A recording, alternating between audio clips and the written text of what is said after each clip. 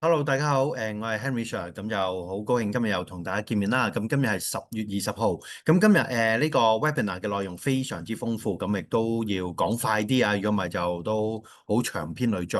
咁今日呢個分享會啦，咁亦都最主要嚟講就係話叫做俾一個理由我啊，點解要用股票投資股票啊？呢句説話我點而唔知咩意思喎？嗱，其實我開頭上講就話俾一個理由我點解要繼續買股票，咁但係我驚大家誤會我係睇淡個股市，其實唔係嘅。整體嚟講，無論港股、美股我都係睇好嘅。不過近期由於10月10號美股急跌嗰200點之後咧，基本上美股係有機會要調整嘅，港股個走勢都係偏弱。咁但係整體係向上嗰個走勢咧，我自己個人嚟講咧都係繼續看好嘅。咁尤其是港股啦，咁所以變咗我自己對個股市嘅走勢係樂觀嘅。問題在於呢一個分享會，我想帶出嘅就係話，我哋點解仲要用股票呢種工具繼續投資喺股票市場上面？咁大家都知道其實基本上我都係做期權投資嘅。咁我想帶出一啲好重要嘅概念，或者甚至乎唔係一個概念，而係一啲嘅運算、一啲嘅實例、一啲嘅數字啊，講俾大家聽。其實真係㗎，我有6個字想同大家分享係咩呢？既生權何生股啊！即係三國時代啊，有句説話叫既生瑜何生亮啊。周瑜講嘅，既然有我周瑜，點解要有諸葛亮呢？我而家就喺度諗，既然有期權，點解仲要有股票呢？咁當然啦，我明白我呢句説話就唔可以太片面嘅，因為並不是所有股票都有期權做交易。即係舉個咁講，港股都係得百幾隻股票可以交易期權嘅。咁唔係咁，但係你講緊港股嚟講，上市嘅股票都有幾千隻㗎嘛。咁所以唔有，咦？我想投資第二啲股票喎，咁我咪冇期權可以做交易咯。咁呢個我明白嘅。咁但係對於我哋作為一個散戶投資者，一個普通嘅投資者嚟講，其實我哋有選擇。冇期權嘅股票咧，對唔住，我冇乜太大興趣去買去升買去跌㗎。基本上咧，對我嚟講咧，如果真係要睇股價升跌嘅話咧，我一定會用期權去做嘅。咁呢個正正就係我想喺呢一個分享會同大家深入去探討一下，好嘛？咁中間嚟講，我會講一啲嘅實例，而近期亦都有好多同學越做越成功。無論香港同學，甚至我哋而家喺內地都有教班。咁內地啲同學嘅表現都非常極度出色啊！咁我太多例子啦，我都不能夠盡錄啊。咁我盡量講一啲都簡單啲啦，或者都可以容易啲令大家理解一啲嘅單邊交易啊，或者收租交易佢哋嘅一啲好精彩嘅一啲個案分享，好嘛？咁事不宜遲，咁我哋開始呢個嘅分享會啦。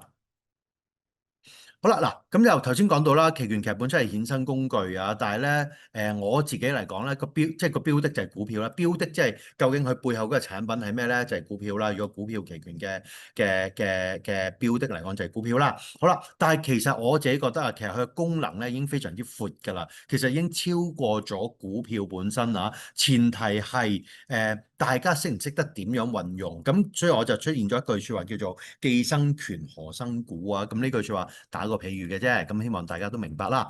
好啦，咁我哋開始呢個分享會之前咧，要有一個免責聲明。咁我公司同我本人嚟講咧，並不是證監會持牌人士嚟嘅。咁我哋唔會提供任何投資服務或者提供任何嘅投資嘅建議。咁學員或者聽眾們啦，進行任何投資之前咧，一定要非常之小心審視個人嘅風險承受能力啦。咁由於期權本身都係衍生工具，咁大家一定要非常之小心處理。有需要嘅話咧，諮詢專業人士嘅意見。咁本人同本公司唔會承擔學員任何嘅投資上嘅虧損。咁當然啦，賺蝕都係你哋自己決定，亦都係你哋自己嘅選擇嚟嘅。咁當然我都想提出一點就係話，其實期權如果真係識做嘅話咧，我哋做個風險管理係可以做得非常之精準㗎。咁但係大前提就真係一定要對期權呢種衍生工具有一個非常之透徹嘅認識。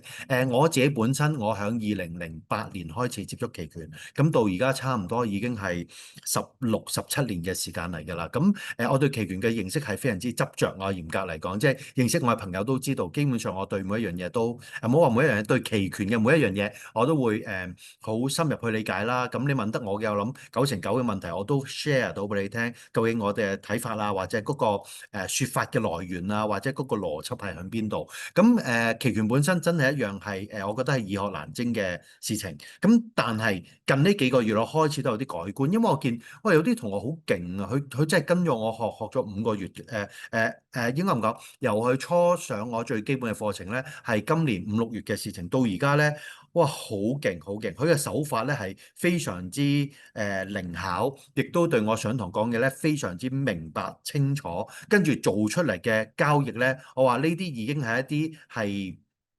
我唔好叫神級咁誇張，但係已經係一個職業期權交易員嘅質素啊！所以我覺得易學難精，不過都只要你好堅持，有足夠嘅決心，我覺得每一個人都可以做得到咯。咁呢個係我好想透過呢個課程啊，或者透過我哋一個教學嘅理念，去將呢個正確嘅期權交易嘅概念同大家分享一下，好嘛？咁好啦，咁事不宜遲啦。咁今日我熄咗 cam 先啊，我就專注講嘢啦。好啦，嗱，咁今日我哋呢個嘅分享會講啲咩呢？咁第一就係呢個期權點樣代替咗股票啦，第二就係期權交易同股票投資有啲咩分別啦？呢啲都係一啲理論層面嘅一啲演說，咁但係都要講清楚俾大家聽。中間我亦都會做一啲嘅 screen cap，一啲嘅截圖，講俾大家聽點解我覺得期權係可以完全取代股票。當然大家明白，如果嗰隻股票係冇期權做交易嘅，我冇嘢好講，咁你就繼續玩嗰隻股票啦。但係對我嚟講，我自己就冇興趣玩嗰啲股票㗎，又或者嗰啲股票，如果我真係好想投資嘅，我一定要同自己講清楚，就係話我對股票嚟講個睇法係點。我自己都有玩股票，咁但係我玩股票咧係真係。有陣時即係累積咗一筆財富，你投資好、期權交易好、做生意好，乜都好啦。累積咗一筆錢之後咧，我都會買一啲股票，真係長擺喺度，唔理佢收息嘅。咁我曾經喺之前 webinar 都分享過，曾經喺2021年用3個3買咗1800中交建啦，咁一路擺到而家都唔理佢嘅。跟住2023年2月10號啦，就同啲小朋友一齊研究下股票啦，跟住就用咗20蚊02毫買入1336新華保險，持有到而家又賺價又賺股息。咁呢啲基本上我又諗住，其實留俾後人㗎啦。因為其實有陣時作為父母，你都未必真係可以強迫個仔女同你一齊玩期權嘅。可能佢第日中意咧，亦都可能唔中意，呢個我唔知。咁但係對我嚟講，我可以做到嘅就係話，有啲嘢可以留俾下一代嘅。咁有啲股票咪留俾佢哋，咪當收下息，一種收入來源啦。亦都等佢哋可以學習接觸下金融世界係啲咩咯。咁所以對我嚟講，我都有買下股票嘅。咁但係對我嚟講，我唔係睇住佢個股價上升，我睇到阿里巴巴會升，我就買阿里巴巴股票。我唔會，我一定會用期權去做。咁陣間就同大家喺第一、第二個章節咧就分享呢樣嘢。第三個章節就係分享翻我同埋第二啲學員啦，阿 Richie 師兄啦，阿 Hino 啦，有時間我再睇多，即係即場睇下啲 WhatsApp，即係同啲同學嘅對答啦。咁中間有700騰訊啊、981中芯國際呢啲嘅單邊交易係非常之精彩㗎。咁睇完之後，我都不禁再問自己一個問題：我有冇嘢諗漏咗咧？我點解仲要？我真係唔覺得真係點解要買股票啊？如果嗰隻股票本身係有期權嘅話，我真係諗唔明點解我仲要做股票投資咯。咁你睇完之後，你哋有咩想法可以用一個理智、客觀、數字嘅角度同我一齊討論分享，好嘛？咁我哋做呢交易咧，你謹記我嘅價值觀，我唔鼓吹賭博，我亦都好討厭賭博。咁所以我哋做呢單邊交易咧，其實唔係一啲低勝算賭博行為，完全唔係，係真係正正經經贏時間值，可以慢慢經營，賺取一個真係你想象唔到嘅回報。當然啦，個回報幾多，隻隻都會唔同，個個同學都會唔同。阿師兄阿 Richie 嗰啲啱啱早幾日上台講到眉飛色舞，噴晒口水咁樣㗎。咁係真係做到㗎。咁係好多好多呢咁嘅案例咯。所以好希望將呢個正確嘅期權交易嘅觀念帶俾大家，等大家可以用一個正確嘅態度面對呢樣嘢。因為以往一同人講開期權，哇係一啲好高風險嘅嘢，其實世人對佢嘅誤解實在大得太過分啦。我自己覺得啊，買股票嘅風險比起做期權交易咧係大更多啊。咁呢點即係希望透過今日嘅分享會可以同大家交流多一少少，好嘛？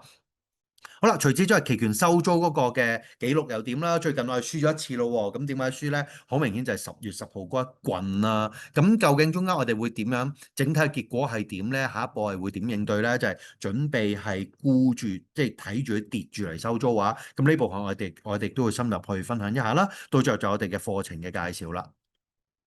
好啦，期權點樣代替股票咧？嗱，其實咧，好多人就成日覺得 naked short put 齋做 short put 概念上啊，咩感覺上就等於買入股票，其實呢啲係好錯誤嘅觀念啊，同埋一個係再講得白啲咁講，我真係覺得係有點兒妖言惑眾嘅。即係當然有啲朋友可能一聽到呢説話就會起晒槓咁，但係不妨用一個客觀數據嘅角度去理解呢件事，好冇？我都明白嘅，因為坊間有好多人所謂教期權，又喺度教人哋 naked short put，齋做 short put。嗱，股價騰訊而家股價620蚊，我 short put 600，跌低過600咧，我又可以平過620蚊接貨喎，高過600蚊咧，我可以賺到個期權金喎，跌又賺嘢升，跌又有得買股票，贏又有錢賺，咁好似好開心咁。但係其實當中有好多謬誤嘅地方啊，因為當你接貨嘅時候咧，個股票價格唔係620蚊㗎，可能佢跌到500蚊嗰時，你要用600蚊接股票，好多人係死咗喺呢個位度㗎，千祈唔好再聽呢種説話嘅説法，因為當中嚟講，我好希望透過呢個嘅 webinar，我即係舉一個例子，將佢哋當中嗰個嘅盈虧比好清晰帶出嚟俾大家睇清楚，希望大家明白當中嘅分別喺邊度。所以我哋要比較兩個組合，齋 short put 或者真係要用期權代替正股嘅話，要點樣做呢？咁我哋一定要用一個數據或者期權參數作為一個參考，而絕對唔係感覺同概念啊！有朋友唔好叫朋友，即係有啲聽眾啦，喺 YouTube 上面都有講嘅，就話 short put 其實係一個買入股票嘅概念嚟㗎咁。我唔同你拗啦，即係如果你聽完之後咧，你覺得唔認同嘅，絕對唔緊要，你繼續做你嘅 short put 冇問題嘅。即係我諗每一個投資決定都係自己做翻，即係自由去決定啦。但係當然點解我會咁抗拒咧？其實我自己以前都曾經做過 naked short put 呢種行為，亦都曾經賺過一大段時間，不過一鋪就打柴咁。嗰陣時係講緊2011年，大家如果仲記得係歐債危機啊，2011年8月嗰陣時，就係嗰一鋪令到我明白到債 short 係一件好大問題嘅事情。我期間亦都講過好多例子，亦都有好多同學好血淚嘅教訓。咁講完咁多，你依然覺得想做嘅，咁你就即管去做啦，好嘛？咁我就想用呢個數字講俾大家聽，點解我有咁嘅睇法。好啦，首先講一講啦，期權點樣代替股票咧？嗱，其實期權世界有一樣嘢叫 put call parity，咁我唔詳細講呢個概念係乜啦。你喺 Google 度打呢3個字出嚟咧，大把嘢你睇啊。個意思就係咩咧？如果同時間我哋做咗 short put，或者唔係或者同埋有 long call 相同行使價、相同到期日嘅期權合約嘅話咧，其實就等於當刻持有咗正股㗎。嗱，咁我解釋就係咁啦，但係講呢理論咧，大家都冇興趣咁。不如我舉一個例子啦。下邊嘅一個截圖係 AAPL，即係蘋果啦。蘋果10月10號星期五當日10月17號，即係一個禮拜後到期嘅期權合約嘅期權報價嚟嘅。好啦，就係呢個就係個期權報價啦。好啦，咁我睇中咗，舉個例講242.5左 call 右 put。嗱，我陣間個例子係做咩咧？Long call 242.5期權金咧，你睇到呢度係5個9，另一邊咧就 short put 242.5就收錢咯噃，就收2個9。有啲同學就喺度同我拗啦，我梗係唔會 short 呢個價啦，我梗係唔會 long 呢個價啦。其實首先唔好咁緊張呢啲位住，當你個期權組合有 put 有 call 撈埋一齊做一個組合嘅話咧，其實 put 就等於 call，call 就等於 put。啊，你又唔明我講乜噶咯噃？咁你又可能會覺得點會啊？put 點會等於 call？其實真係㗎，一個期權組合嚟講咧，其實 put 同 call，如果你攣埋一齊嚟睇嘅話咧，其實 put 同 call 嘅功能係好類近㗎。當然。如果你淨係做開 long call 或者做 long put，long call 或者 long put 就梗係唔同啦。long call 睇升，long put 睇跌啊嘛，呢個我都好清楚知道。咁但係如果以一個期權組合走埋一齊嘅話咧，其實 put 同 call 嗰個產生個效果咧係好相近嘅。咁總之我哋今次我試咗一個動作啦，就係 short put 242.5，long call 242.5。好啦，你睇完呢個報價之後咧，其實你亦都可以試下做另一邊嘅喎，short put 250，long call 250。你睇下到最後你呢個效果係咪正正就我頭先講持有股票嘅效果？好嘛？嗱，咁我就 short put 242.5同 long call 242.5。long call 242.5有點而價內俾咗5.9，要俾5.9期權金。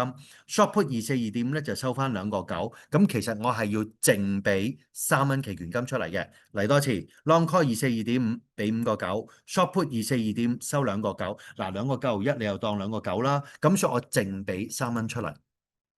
係啦，呢度咁我做咗呢個組合嘅話呢，其實基本上就已經差唔多等於我用現價嘅股票水平，即係245.27而家嘅股價，即係你所謂而家就係呢度啦。你睇到呢度有顯示到當刻蘋果嘅股價245.27，就差唔多等於用245.27嘅價格持有正股。OK，嗱。我所謂持有正股嘅意思係咩呢？我唔係同你講概念，好似揸正股咁啊！我曾經都聽過一個新加坡好似好有名嘅期權嘅導師都白下人哋點樣教啲乜啦。佢就係一句説話講：short put 等於買正股。我二話不説，上右上角個 browser 度打個交叉，即刻走，唔好嘥我時間。short put 一定唔係等於持有正股，其實好多人都係咁教，因為咁嘅教嘅方法係最簡單令你明白啊。但係呢個説法係錯㗎。點解我錯呢？我而家示範一次俾你睇，好冇？嗱，所謂嘅 short put 加 long call，其實我所謂話等於持有正股嘅效果就係話，合約到期嘅時候，無論股價升好跌好，你都可以等於用而家嘅股價買入正股之餘，你亦都可以享受到就話，如果股價由我做完 short put long call 之後，10月10號之後股價升，我可以股價升幾多，我又揸住呢個期權組合，我又可以賺到幾多。如果股價跌，我又會因此而承受一個相類近嘅虧損，咁先叫做等於㗎嘛。即係你所謂兩個組合要即係講緊個功能係相似嘅話，就係話升大家又差唔多賺同樣嘅回報，跌大家又係要承受差唔多嘅回報，咁先叫做一樣㗎嘛，係咪啊？咁我而家試下計出嚟俾你睇咯噃。嗱，我而家做呢個期權組合，long call 242.5俾5.9，short put 242.5收翻2.9，夾埋俾咗3蚊。咁大家知㗎啦，做 long call 俾錢，做 short put 收錢啦，所以淨俾咗3蚊一股出嚟。好啦，做完呢個組合之後，如果10月17號期權到期嘅話，股價升到300蚊，誇張少少先。股價升到300蚊嘅話咧，即係由現股價嘅水平245個幾，升咗接近54.78，咁就去到300蚊啦。好啦，咁對我咧期權組合會發生咩事咧？簡單啲咁講，我將 short put 會變咗廢紙，我唔使俾錢找數。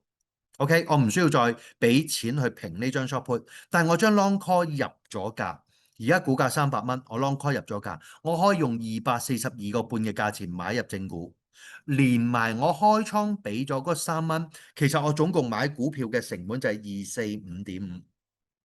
去到10月17日，我可以用245.5嘅價錢買入當時值300蚊嘅股票，我可以即時買入，跟住禮手就賣佢出去，咁我咪賺到300蚊減245.5咯，我就會賺到54.5。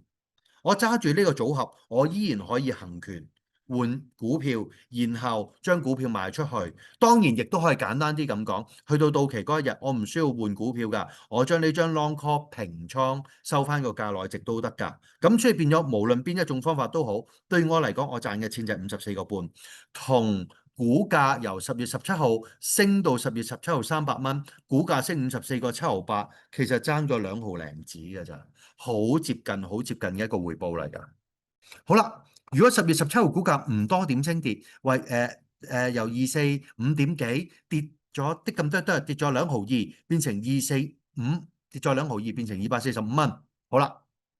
同樣我將 short put 都係變咗廢紙，唔使理佢，唔俾錢平倉都得嘅。好啦，但係我將 long call 又係入咗價喎，我又行權咯，我又用242.5買入股票咯，連埋我做呢個 long call short put 俾突咗嗰3蚊，我總共又係要俾245.5嘅價錢嚟買入股票。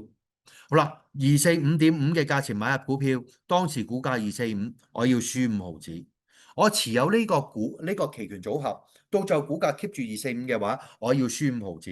咁同你喺10月10號用245.22買入股票，跟住跌到落245，你揸住正股，你要輸2毫2，我輸5毫子，又係差唔多。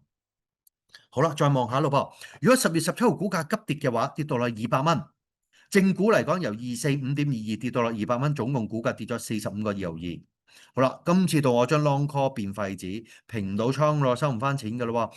但係我將 short put 由於入咗價，如果我唔平倉嘅話咧，就會被人行權，咁就用242.5嚟接貨，接當時只係值200蚊嘅股票。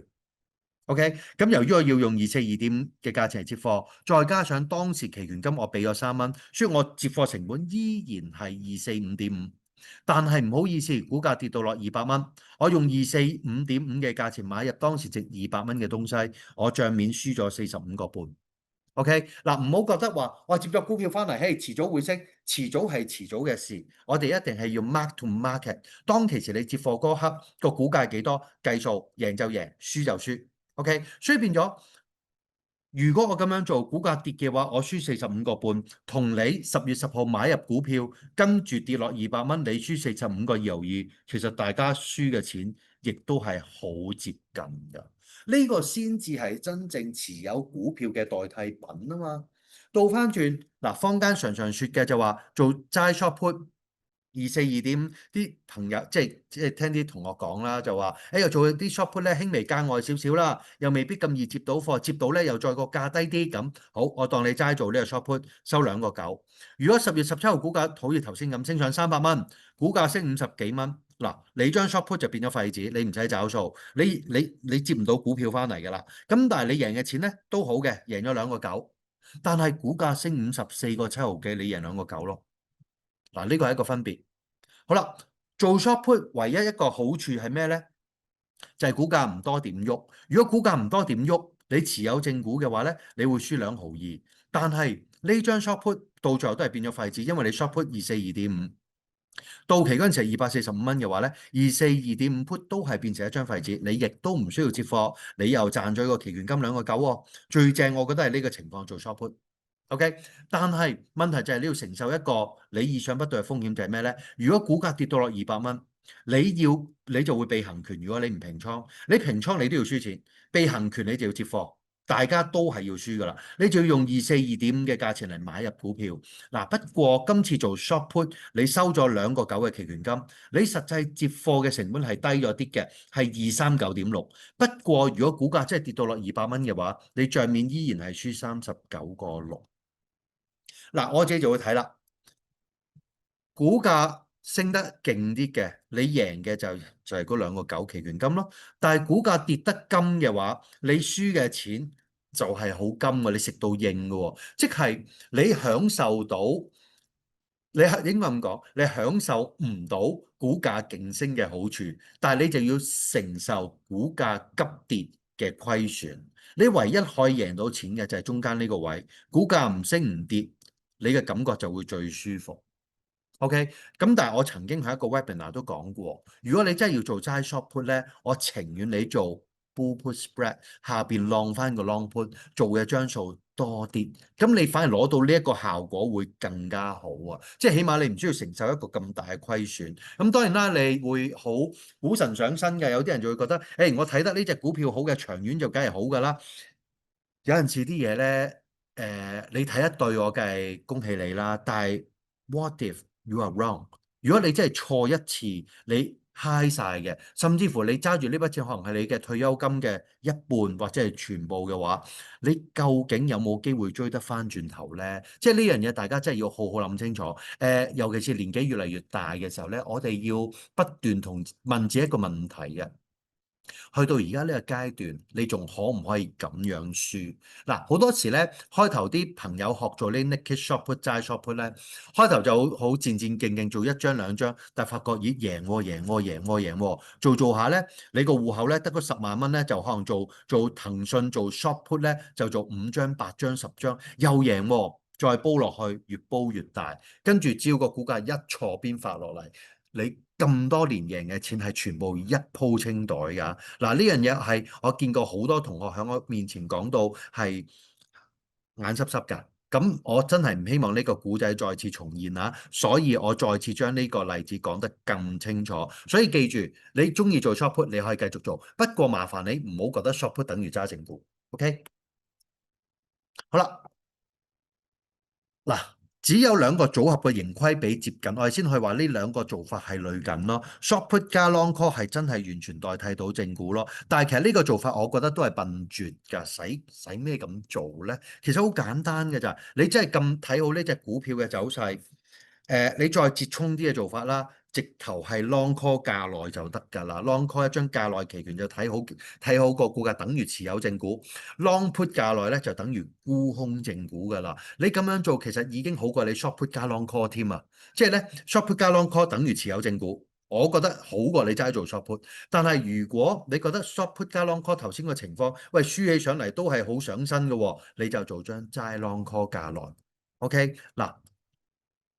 Long call 220，我用翻頭先蘋果個例子啦。蘋果當時係估計245.2毫2，我 Long call 220俾嘅期權金大約25.7毫8。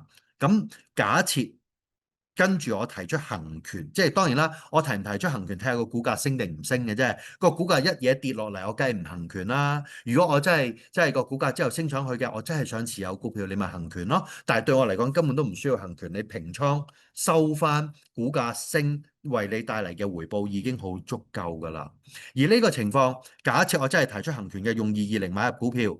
Long call 220就可以隨時提出用220買入股票啊嘛，咁我總成本就係220加25.78，我買入股票嘅成本就係245.78，同你而家用245.27買入股票，其實就爭唔遠嘅，但係最大分別係在於我哋投入嘅資金會少好多。我哋睇個股價升，我只需要俾呢筆錢啊，就係 long call 嘅期權金25.7毫8，大概就係我買入正股245.27嘅1/10，我已經等於持有正股㗎啦。而更加重要嘅地方就係話，假設如果你錯邊啊，即係突然間蘋果有啲咩問題嘅，個股價急跌，咁我輸盡我咪輸個期權金啫嘛，我輸個期權金就25.7毫8啫嘛。咁比起擲住我成隻蘋果股票嘅資金來得輕鬆好多咯。當然都會輸錢啦，咁呢個睇錯邊輸錢亦都係一件好合情合理嘅一件事情嚟㗎。所以我淨係覺得呢個虧損亦都係非常之有限。但係中邊嘅話，我個回報同我持有正股冇乜分別，因為 Long call 220個 delta 對沖值啊，係一個期權參數嚟嘅，係0.95。呢度你見到220 call 呢度個 delta 對沖值0.95，持有正股嘅對沖值係1，而你呢張 long call 價內係0.95，大家嘅情況係好類近㗎。即係開倉嘅時同持有正股係冇分別㗎，但係點解到最後錯邊嘅話可以輸少過持有正股呢？最主要原因就係話，當股價真係跌嘅時候呢，220 call 嘅 delta 會不斷下跌、不斷收縮，減低咗我虧損。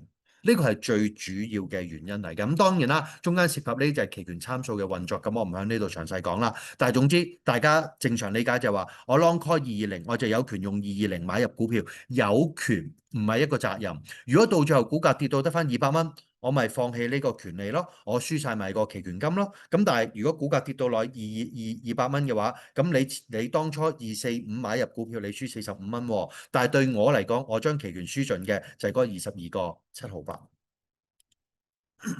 好啦，嗱，以上咧係從一個理論角度啊，斬件式同大家比較即係期權同持有正股嘅一個分別啦，已經令到我不禁都問一個問題咯。我做 long call 價內好過你揸正股啦。嗱，可能大家都好有錢，有錢冇掟使，我要買股票咁。但係我想話，其實有錢嘅話擺落期權上面，只要做好個注碼管理咧，你發揮出嚟嘅威力係更加驚人。而如果我而家資金唔係話真係咁多喎，咁其實用期權係更加合適。我哋陣間舉一啲例子，就係我哋有啲同學去做期權交易，係每注係2000蚊千零蚊、2000蚊、3、4千蚊已經可以起步㗎啦。但係佢哋做嗰個倍數出嚟嘅回報咧，係可以好驚人嘅。咁呢個我陣間我會同你再分享下啦。所以啱啱呢度即係帶出一點，就係話既生權何生股。理論角度，我已經覺得其實真係有期權嘅股票嚟講，我都唔需要再買股票㗎啦。我真係用期權做已經喺度啦。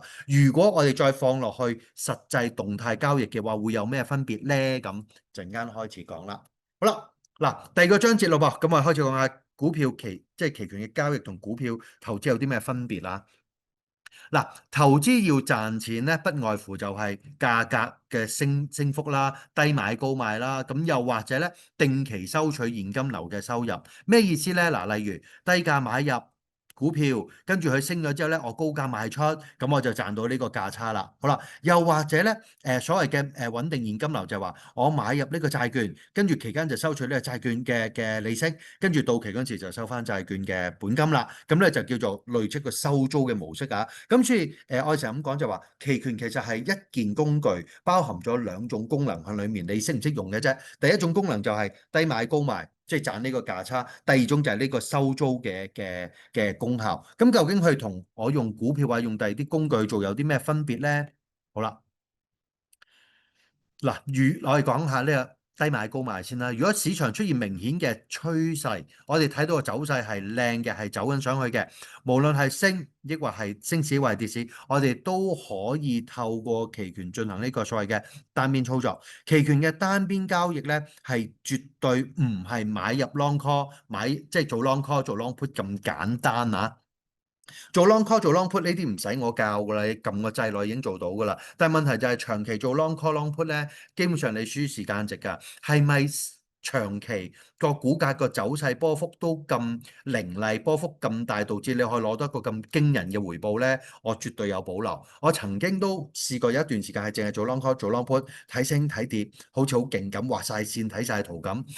贏到錢嘅，但係到最後你總係留唔得低，仲要慢慢慢慢陰乾咁輸翻俾個市場㗎。所以變咗咧，我哋做期權咧，唔可以齋 long，亦都唔可以齋 short，我哋永遠都係要用配搭嘅方法去做啊。咁所以我哋要點咧？做呢個單邊交易咧，做好風險管理，賺時間值係好重要㗎。賺時間值，最後只要市場嘅走勢配合，我哋就可以達到一個好誇張嘅回報。但我唔敢講，講完之後又好似即係好似呃氹氹咁樣，即係講到誒，你誒梗係講得誇張，但係我真係同你講，你有機會上堂，真係撞到啲師兄，你問下佢哋啊，佢真係講到好開心，佢話佢而家做期權好開心過做生意，好輕鬆，好舒服，好動腦筋，同埋好有滿足感啊！咁所以唔係單單我做到嘅，有好多同學都做到。有個內地同學，佢就9月中嗰陣時報讀我哋個單邊課程，一個月時間就佢就係做隻聯合健康啊UNH 係嘛？UNH 聯合健康一個月時間其實已經3倍幾回報㗎啦。咁呢個係佢實際做出嚟嘅 trade 啊。當然再強調，人哋嘅回報唔等於你嘅回報啊。咁過去回報唔等於未來回報，即係呢啲 disclaimer 我要講清楚。但係有啲情況啲同學做得仲勁過我啊。咁所以呢個市場只要你識得玩期權嘅話咧，千變萬化。好啦，期權嘅單邊交易嘅好處，相對股票嚟講有咩好處咧？第一，投入嘅資金少啊。嗱，我唔係睇低你哋有錢定冇錢嘅問題，唔關事啊。期權嚟講，你多錢嘅話，爆得更勁。有同學曾經揸住100萬啊，用我哋呢個方法係上到過千萬嘅，一年唔使嘅時間已經到呢條數啦。咁有啲同學當然啦，起步資金冇咁多，淨係得8萬蚊港紙咁，佢都已經去到20幾30萬嘅，講緊係差唔多4、5個月嘅時間。所以變咗資金多有資金多玩法，資金唔多亦都有資金唔多嘅玩法，冇問題。好多同學開一隻股票期權係幾千蚊開波㗎咋，即係我哋單邊市嘅同學阿 Hino 啊，佢就係用幾千蚊開波做隻騰訊嘅咋，2000蚊唔夠喎。咁到而家係點咧？我陣間再講啦，好嗎？咁所以你需要嘅資金咧，豐儉由人啊，個彈性會大好多啊。第二，風險可控啊！只要徹底了解期權嘅運作，好多人就係呢個位已經有問題啦。有幾徹底啫？同我講齋 short，咁我已經冇嘢講啦。因為齋 short 你控制唔到風險㗎啦，你一爆落去嘅話，個虧損已經好大。唔係喎，我接貨最多咪咁多錢咯。喂，嗰條數已經好大㗎啦！你做張騰訊 short put 600，咁你已經要預6萬蚊㗎啦。你係咪好多個6萬蚊去做呢樣嘢咧？對好多我哋單邊市課程嘅同學嚟講，6萬蚊已經係佢戶口嘅全部啊！但係佢慢慢慢慢一路做一路做，已經係十幾20萬嘅一個戶口價值㗎啦。咁所以我哋唔會咁樣做㗎。咁所以希望大家真係明白啊！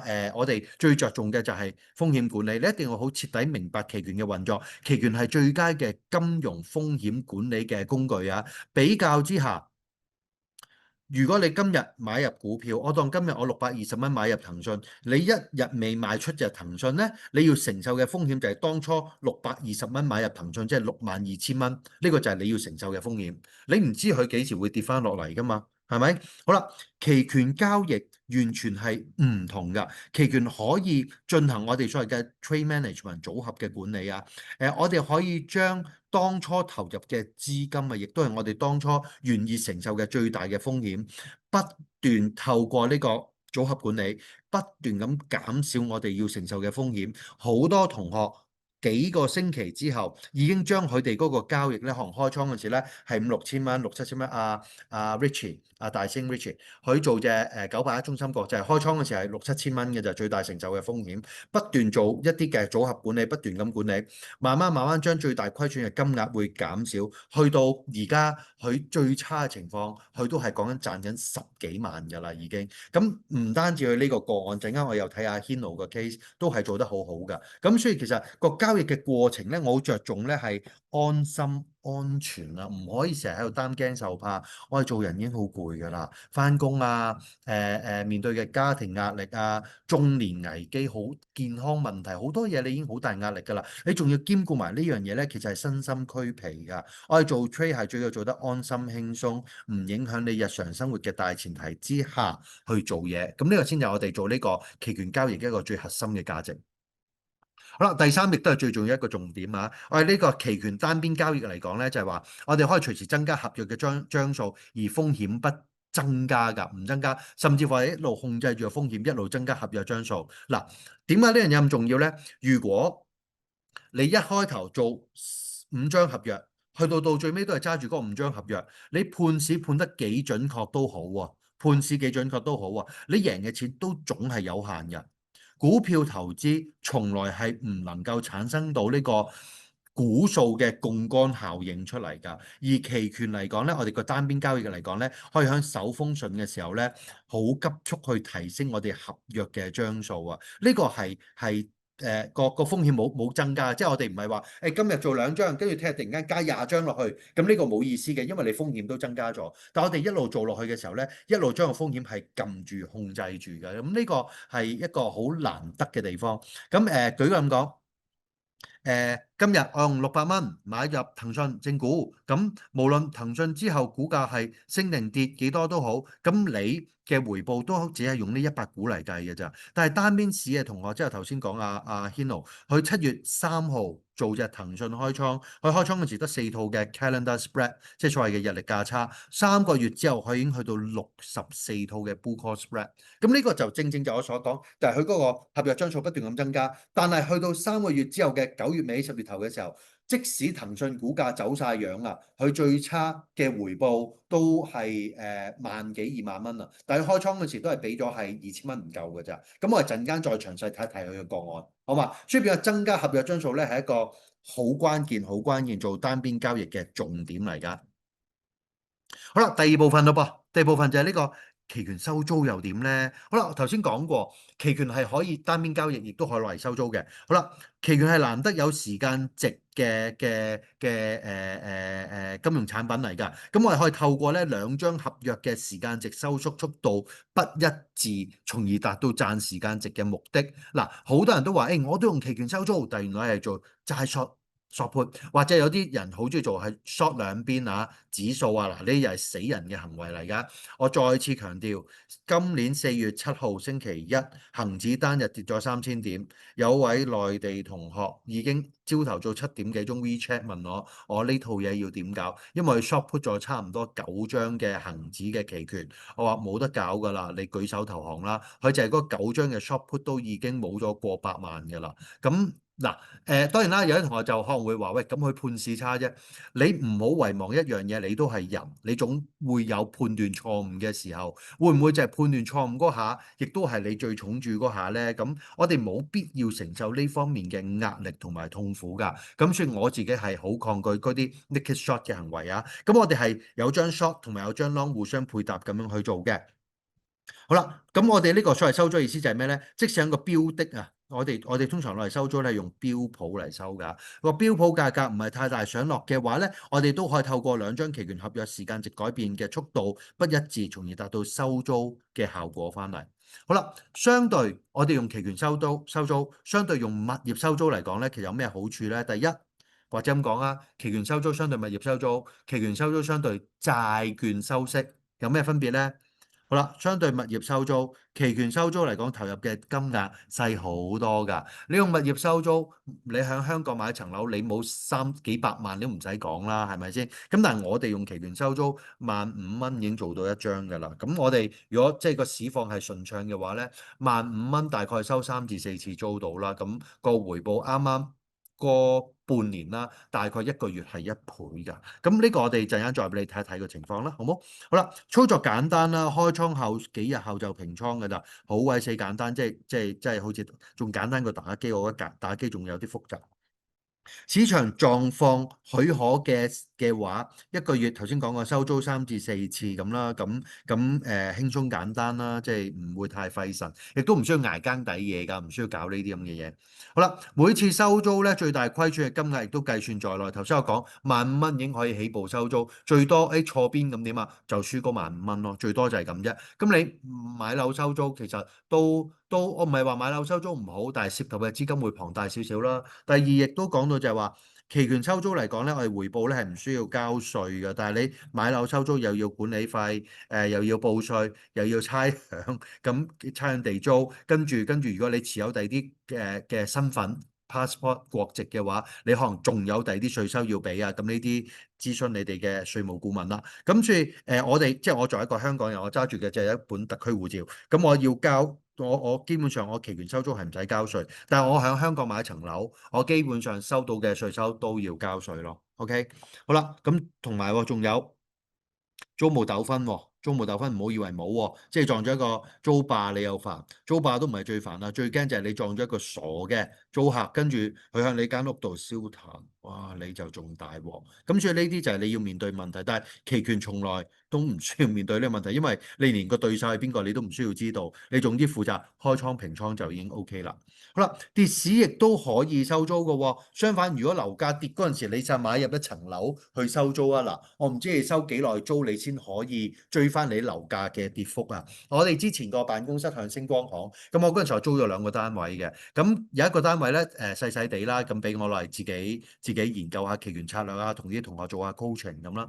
咁嗰個單位咧就300尺到啦，租10,000蚊都唔使。咁但係我即係租嗰陣時，你都會查冊㗎嘛？咁睇翻佢嗰個查冊個樓價900萬買翻嚟，一個月收我租10,000蚊都唔夠。佢900萬買翻嚟嗰陣就係2018年，我租佢嘅單位咧，好似2022年嘅事啦，我唔記得咗啦。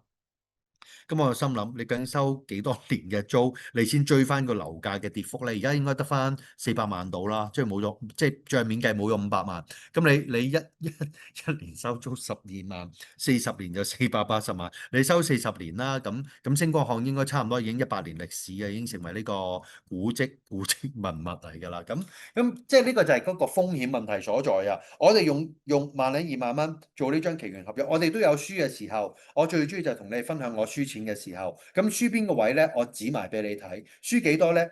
指埋俾你睇。咁其實輸幾多就係嗰條數咯。咁變咗我唔需要承擔就話，買完樓之後收租，但係點解樓價係咁跌，係咁跌，係咁跌？咁你話樓價會升嘅？邊個人講得埋啊？嗱，我啱啱早1-2日睇一啲財經節目，有人就話，如果你係買樓嘅話咧，而家係買樓嘅好時機。嗱，sorry，我唔可能咁樣認同㗎。如果你將目光放響第二啲地方睇一睇啊，嗱，當然每個地方個經濟環境都好唔一樣啊，但係唔好覺得香港樓價一定係會慢慢慢慢上翻去，我覺得去到而家呢個位再跌嘅空間未必真係好大㗎啦。但係你話係咪真係好大空間上去呢？我又另作別論啦。但係你放眼一望，日本啦、內地啦、你睇翻啲樓價個走勢，英國啦，當然有啲人又唔認同嘅，可能佢賣緊當地物業啦。咁 anyway，咁但係你借比較下，日本嘅樓價。由高位落咗嚟幾多？咁多年都已經再上唔翻去。當然佢有佢嘅問題，香港亦都有香港嘅問題。香港亦都勝在即係有啲祖國嘅有啲嘢幫手，咁可能會好少少啦。但係我哋呢幾年大家都唔係唔知，都捱得都幾辛苦，尤其通關之後，所以變咗我哋做呢啲咁嘅投資，如果一錯咗一個決定嘅話，究竟係咪真係咁容易追得翻呢？如果我哋做期權收租啊，錯啊，輸15,000蚊。啱啱呢次輸45%，萬幾蚊嘅45%輸咗，可能係7000蚊咁樣。哦，咁我收一次租都唔止賺7000蚊啦。咁所以對我嚟講，我又冇乜感覺㗎。咁咪繼續再做落去咯。所以變咗中間嚟講，我覺得個風險相對嚟講會比起用物業嚟收租低好多。好啦，嗱，咁講咁多理論啊，一啲 points 啊，咁實際嘅交易係點咧？咁我先分享一下呢個單邊交易嘅一啲嘅節錄啊，即係我冇得將個 full record 俾晒你睇，因為好長啊。舉個例咁講，嗱，呢個係我自己嘅981中芯國際，咁我自己係上年10月15號做嘅，咁我當時我做咗張 long call 28十月合約，當時股價26蚊度，OK。到今日10月20號，中芯國際個股價大概71、72蚊度啦，由26蚊去到72蚊，其實都幾硬淨㗎。中芯國際佢個股價升咗差唔多40幾蚊，就升咗1.7倍啦。但係你睇下咯噃，睇住咯噃，我開倉嗰時咧，我就俾咗6000蚊，呢個亦都係我成個中芯國際最大虧損嘅金額嚟㗎啦。去到12月30號，上年啊2024年12月30號，我最差都贏23,000蚊。呢個就係正正就我所講嘅，用單邊交易做風險管理，一步一步推進，一步一步保護自己，贏到嘅錢留低部分，再攞部分攞去進攻。好啦，到今年3月30號，個情況就再好多啲啲，最差情況贏28,500蚊。嗱，所謂最差係咩呢？唔代表真係到最後只係贏呢2萬幾蚊，而係話去到12月30號為止，假設中芯國際嘅股價走勢係最不如我所願嘅，咁我最差情況都有23,000蚊贏咁解啫，唔代表到最後我只係贏23,000蚊啊！但係我哋所謂做風險管理就係做好最壞打算。OK，好啦，去到今年4月27號，慢慢提升緊咯，去到20.9萬咯，因為個股價喐緊啊！今年8月，所以8月27號啊，到8月嗰陣時，如果你有留意中芯國際股價咧，由今年5、6、7月咧開始起升㗎啦，一支箭咁爬上去㗎啦。好啦，所以我成日咁講，股價配合嘅就有機會賺大錢，唔配合嘅話唔好話冇機會，但係我哋咧要好好慢慢保護自己，慢慢同佢猜兩板咯，唔需要同佢急㗎，咪持盈保泰贏啲啲先咯。好啦，去到9月最差回報。回翻少少18.1萬，但係去到10月8號最差嘅回報已經去到47.4萬，手上持有呢堆咁嘅組合。你細心想想，我開倉嗰陣時做2張合約，去到10月8號嗰陣時，嗱呢度為之40張 Bull Call Bear Put 對沖嘅，40張、80張、100、84、86、160張合約，兩張變咗160張合約出嚟。但係無論你股價點衰，跌到落咩位都好，我仲賺47.4萬呢個係最差回報。好啦，有同學又問咯，呢個去到10月8號嘅情況，10月10號美股急跌喎，中芯國際都回咗啲喎。咁我個情況係點呢？加插埋呢個俾你睇，呢個係10月17號，啱啱上個禮拜五，我又做咗一啲嘢嗱。港股係有轉弱嘅跡象，但係唔代表我要沽佢或者睇淡佢，好似打風一樣。我哋要做好嘅咧就係防風措施，所以我亦都將我成個組合嘅防火牆提高，將個防火牆提高，即係將個保護嘅情況再進一步拉高少少，遮風擋雨。期權組合最好玩嘅地方就係咁樣啊！你買賣股票根本你 no say 嘅，升就升，跌就跌，唔到你話事。但係我哋做呢個嘢，我做咗組合裡面一啲嘅管理啊，你心水清你去比對兩個組合，我做咗啲咩啦？我做一個好少嘅動作，令到我最差嘅回報提升到53.4千五百蚊，53.4千五百蚊，比起10月8號嗰日47萬幾，我最差嘅回報多咗成5萬蚊。嗱，呢就係我要做一啲防風措施，睇下你個風打唔打得成先。你真係吹得冚冚聲嘅，我再另作別論，睇下之後點再作部署啦。如果你話中芯國際個股價突然間崩盤散咗嘅，我咪攞住53.4萬再等機會咯。好啦，乘89係咩意思啊？89倍啊！我開倉嗰陣時俾咗6000蚊開倉，你將53.4萬除翻6000蚊啦，個回報係89倍，一年嘅時間。嗱，有啲同學就話你好彩啫，中芯國際升。嗱，我想同你講啊，其實運氣係我哋做每一件事嘅其中一個元素嚟嘅。你唔好見人哋做到，你話人哋運氣好。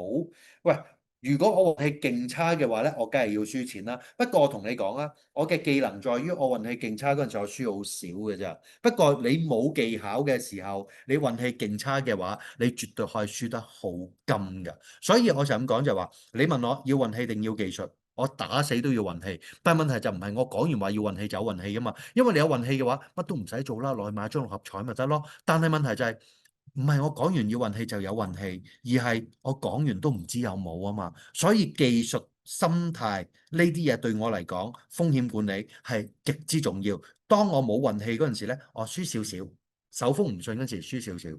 當運氣嚟到嗰陣時，手風順嘅，我嘅技巧就由2張變成160張合約，回報就由6000蚊扯到變成53.4萬，係89倍。嗱，唔好當我誇張講呢啲咁嘅例子，仲有好多同學做到呢啲咁嘅 case 嘅。阿大師兄啦，Richie 啦，去做隻981，佢今年先做嘅，8月19號先開始做嘅咋。佢哋而家啱啱係2個月時間嘅咋。開倉嗰時做咩咧？Calendar spread 做唔知2張合約。好啦，最大虧損7100蚊。好啦，去到8月尾嗰陣時咧，都仲有機會會輸錢，又會輸3000幾蚊。去到10月3號最差佢都贏11.4萬，係16倍回報。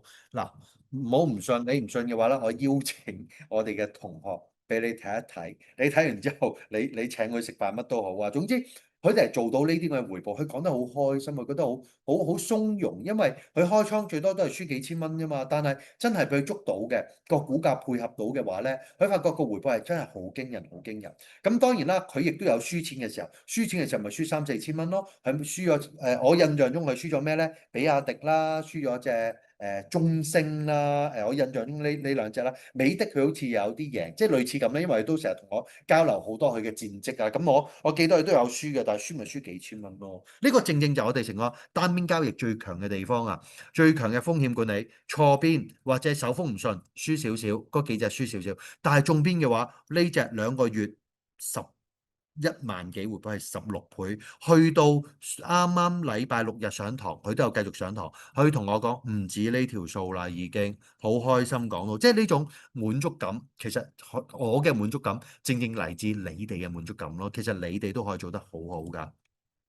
好啦，呢個就係阿 Hino，另一位後生仔啊，香港同學呢位後生仔。嗱，咁我就簡單啲啦。哇，其實呢個 case 我同佢做呢個 summary 一啲都唔簡單。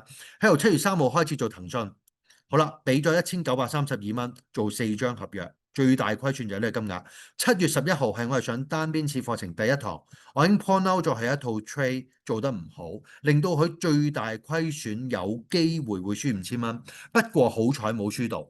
OK，咁佢就自此之後咧修正得好好，咁佢一路爆 contract 12張啊、12張啊、20張一路咁落，去到7月尾。短短1個月時間，佢最差情況都會贏5800幾蚊港紙，手上合約仲有由當初係4張變咗做8張。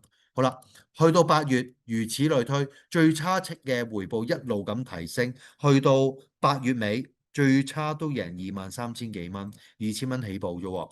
去到9月29號最差會贏3萬幾蚊，揸住32套合約。去到10月2號。再爆 contract 爆到64套，但係即使係爆到64套，騰訊股價我當你跌翻去300蚊都好啊，佢最衰都會贏15000幾蚊，得唔得？呢正正就係我哋要學識點樣一步一步做好個風險管理，一步一步鎖倉，一步一步將我哋之前贏嘅錢擺入自己袋口，繼續將部分嘅錢攞去繼續滾存。嗱，我去一去個 WhatsApp 啊，其實，唉。好多呢啲 case，尤其是最近呢啲同學越做越成熟。當然啦，佢哋做得成熟就固之然啦，同埋個市況配合啊，所以到最後你會睇到佢哋個好嘅結果、好嘅成績咧，係不斷咁湧現。我亦都相信會越嚟越多，因為我見呢一套大家嗰個接受嗰個空間啊，同埋嗰個表現係做得好好啦。呢位後生仔啦，咁我未見過佢㗎，咁但係即係一路大家溝通啦，溝通多的是。即係呢就係大家一路嗰個嘅溝通對答啦，咁好多啦，咁我唔盡錄啦，咁但我想 show 翻俾大家睇嘅就係佢嘅700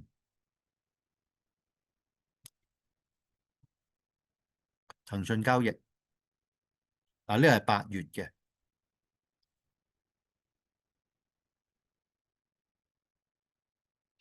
佢都有做收租交易嘅，都做得幾好啊！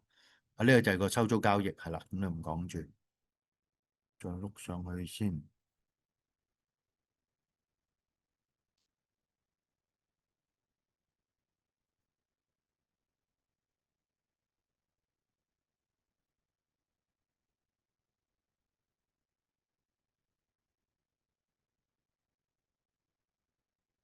咦，會唔會錄得太上咧？唔好意思啊，因為太多呢啲同學好嗱，有好多同學朝朝起身有好多嘢 send 俾我啦，咁啊要睇啦，咁同埋有啲同學亦都將我一啲嘅 track record 都有 send 俾我啦，咁出邊有都中間都嘅早輪嘅，你度揾一揾啊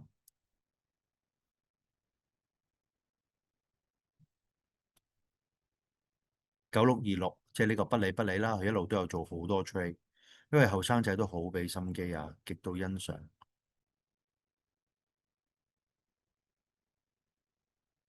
好嗱。呢個就係佢 send 俾我嘅騰訊個 trailer，你睇到即係好長㗎。其實我同佢做呢個 summary 咧，我做咗2個鐘頭㗎。佢由7月3號做到10月頭。咁我係當佢有做交易嗰陣時，我就要同佢計數，究竟你呢套 trade 最多輸幾多定點樣咧？咁我中間我就要同佢慢慢睇啦。咁你睇到7月3號呢度 short call 510，long call 510，7月11號對7月合約收2.15。俾6.89呢度 calendar spread 嚟嘅呢套 calendar spread 嚟嘅，咁佢俾咗4個8毫3，做咗4張合約，騰訊一手400股，400股乘4個8毫3，咪2000蚊都唔夠咯，咁咪就係咁樣做，跟住一路去到11號又點樣做一個組合管理，即係呢度點樣擺到邊個位7月11號又做某一啲嘅動作咁樣，咁所以中間嚟講，其實我哋係望到佢係一路 follow 住我哋嗰個教嘅方法去做啊，咁所以佢成套 trade 一路做一路做，我就花咗2個鐘頭同你一路 mark 一路計，好啦，查看更多成套 trade 嘅數字就係咁樣樣。咁當然喺呢度就不能進，即係去到呢度就係10月2號呢度，咁詳盡就冇理由喺個 webinar 度逐個交易同大家講啦。咁但係即係希望大家即係明白，其實同學們係呢啲 trade 係可以做得非常之精彩。咁所以我哋正想講就係話喂，其實我哋所謂呢啲嘅單邊交易啊嘅個重點就係咁咯。喂，2000蚊起步，去到而家64張合約。如果佢10月底呢個騰訊嘅 bull call 走勢係順勢嘅話，喂，其實回報好大機會上到5萬幾6萬蚊嘅啦。咁當然得唔得嘅話，謀事在人，成事在天。到最後個天俾唔俾我哋咧？問下個天咯，我哋都唔需要太過強求，亦都唔需要心急。好啦，所以我成日都問一個問題，俾一個理由我點解仲要用股票投資股票啊？我玩期權2000蚊，我想問下同學，用二千蚊買到咩股票？我真係諗唔到。唔係喎，我有好多錢，我有6萬蚊，咁你不如用6萬蚊，咪做2000蚊嘅30倍咯。咁你可想而知個回報可以幾咁快？記住你睇到頭先我做嗰套 calendar spread 咧，我哋唔係做啲 long call，賭佢升買中咗，所以就喺度廿文廿武啊，即係度耀武揚威話自己人幾多。我唔係呢種人，我係好希望講俾大家聽，我哋而家係正正經經經營一門生意，經營一門期權嘅生意，我哋好有耐性咁去做嘅，我哋唔係靠賭靠搏，因為我自己絕對冇呢方面嘅橫財運啊。好啦，又講下期權收租咯噃，咁我嚟一個記錄嘅更新啦。咁而家準備跌住咁收租啊。嗱，咁其實我哋都 update 翻啦。咁而家我哋做緊嘅期權收租嘅交易都有幾類嘅。咁我而家最主要嚟講就講呢個第一個 calendar spread，亦都係我哋呢個期權收租初班教嘅一個嘅做法。中班嚟講有 calendar 再加 spread 啦，仲有 short and condo。今日啱啱上完個期權收租 GP 課程最高嗰個 level 嘅課程，咁有啲初學嘅同學做呢個 short and condo 係非常之做得精彩。精彩到暈啊！即係值得讚嘅咁，所以即係我覺得有好多同學都可以做到㗎。好啦，咁咧2025年今年嚟講啦，其實我哋就用呢個收租初班策略去做呢個收租嘅交易啦。咁嗱。10個月即係由今年1月到而家未足10個月，因為今日10月20號爭10日啫。好啦，呢10個月裏面咧，我哋用咗除咗年初1月2月我冇收過租冇做嘢，因為嗰陣時候方向未明啊。咁去到3月打後開倉，去到10月為止，我收租收咗25次，做咗25次交易，當中有22次贏，1次和2次輸，累計回報係718%，7倍幾。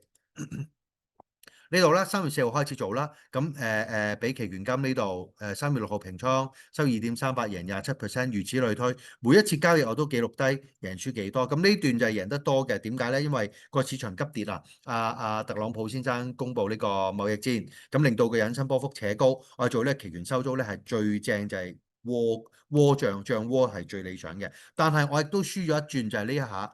4月21號開倉，跟住平唔到倉，結果就輸晒100%。好，跟住5月24號再做過，一路做，呢度一下打和。6月11號開倉，6月12號平倉打和。好啦，一路做，全部都係贏嘅。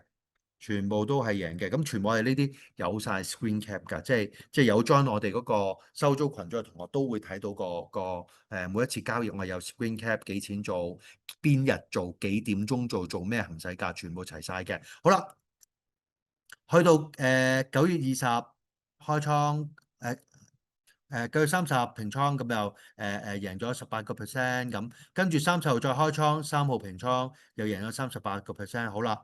7號開倉，9號平倉，呢下都贏到30%，輸就輸咗呢下啦。10月9號開倉，10月10號急跌，跟住13號我就平倉收翻9個2，輸45%。呢個係第二次嘅虧損，所以減埋呢次虧損嘅話咧，咁我累計回報就係718%。所以呢次虧損咧，其實我覺得冇乜嘢嘅。咁之前都贏18、38、30，咁你輸翻45，咪輸翻啲俾佢咯。咁我亦都將我贏輸嗱呢個係 SPY 啊，標普500 ETF 嘅股價走勢圖，由3月開始跌嗰陣時，一路沽住去收租。好啦，我箭嘴指住呢個咧係4月21號，呢下就 total loss 輸咗100%。OK，跟住去到5月佢爬上嚟咧，我就一路再同佢做，一路睇向上升嘅收租 trade，上升嘅收租 trade，做到呢一棍10月9號呢棍。再開倉，10月10號嚟一下大急跌200點，跟住就進入咗而家呢個狀態啦。好啦，成幅圖你會睇到，我箭嘴指住嘅就係嗰兩次輸嘅轉身位。呢下跌到底咬腰上，輸一次俾佢；上到頂咬腰落，輸第二次俾佢。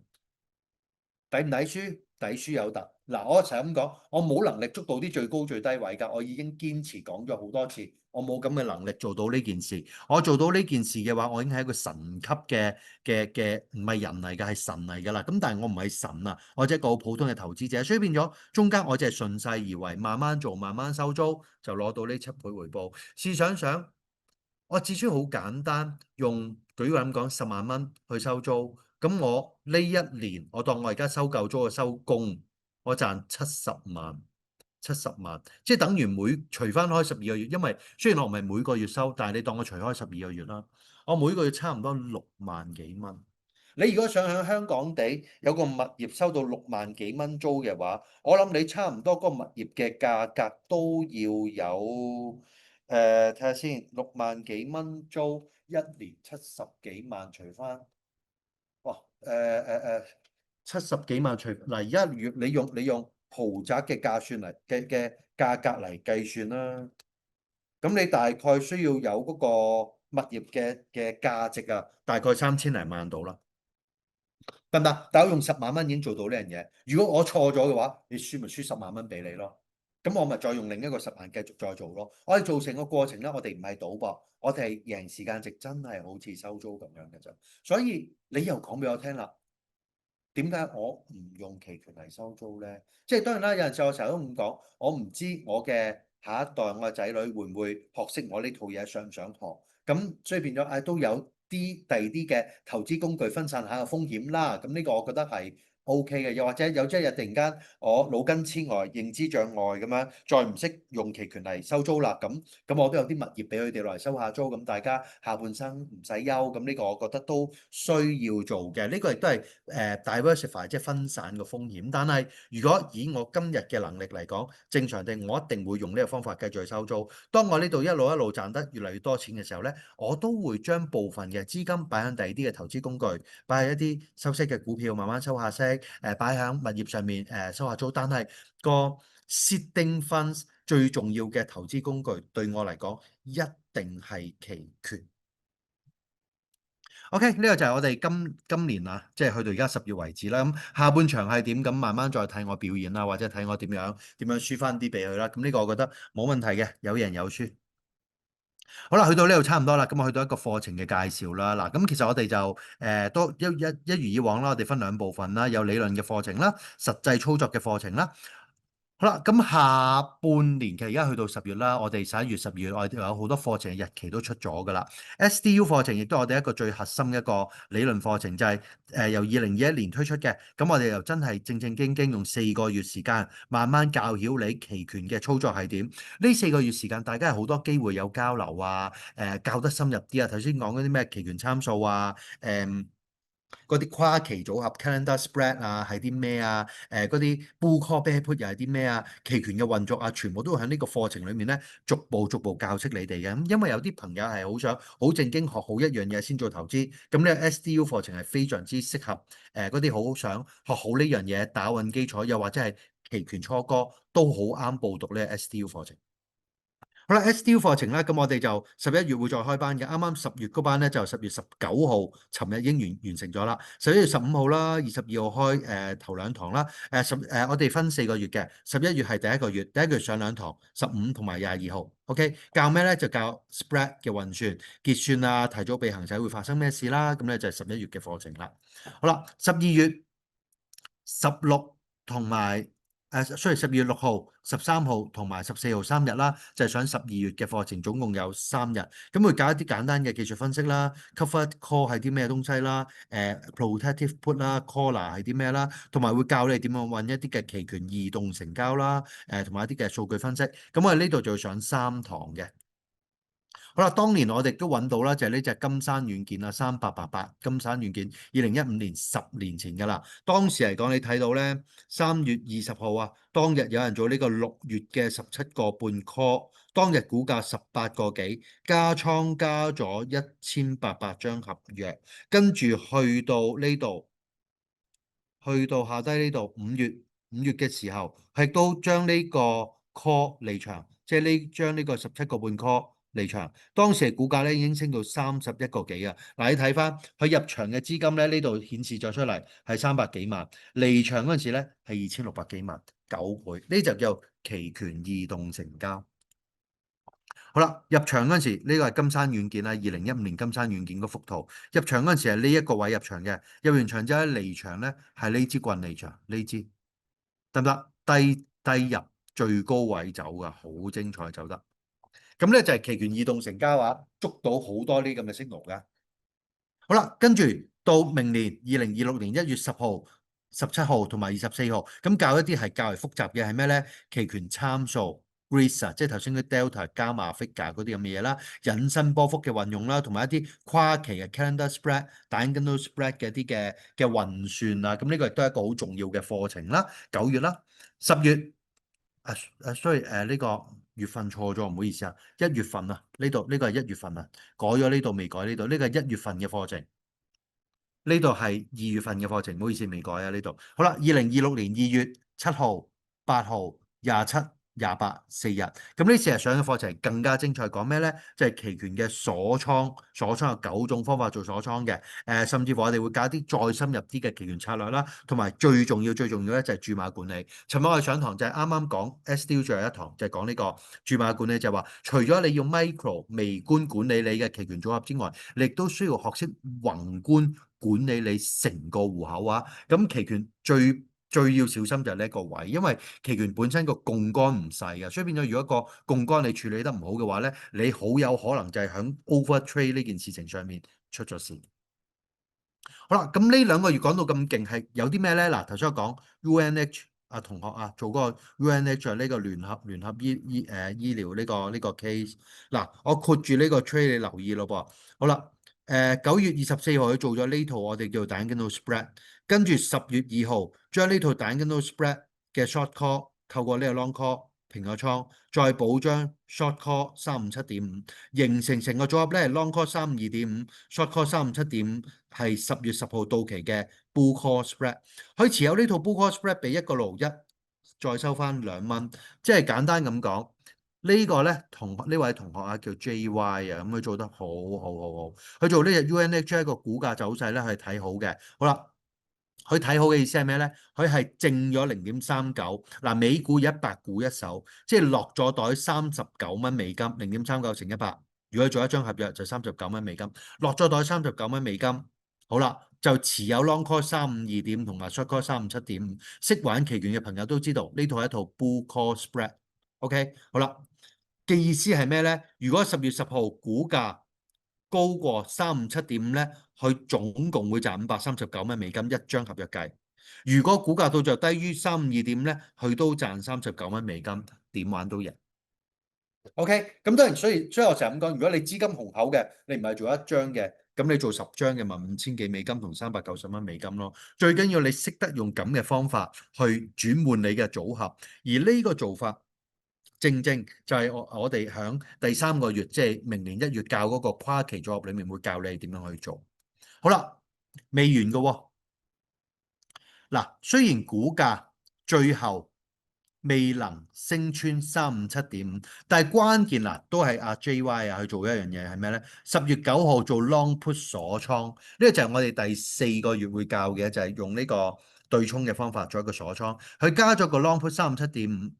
OK，所以到10月10號當日，佢成個 bull call 連埋個 long put 一齊平倉，收翻5.1毫半。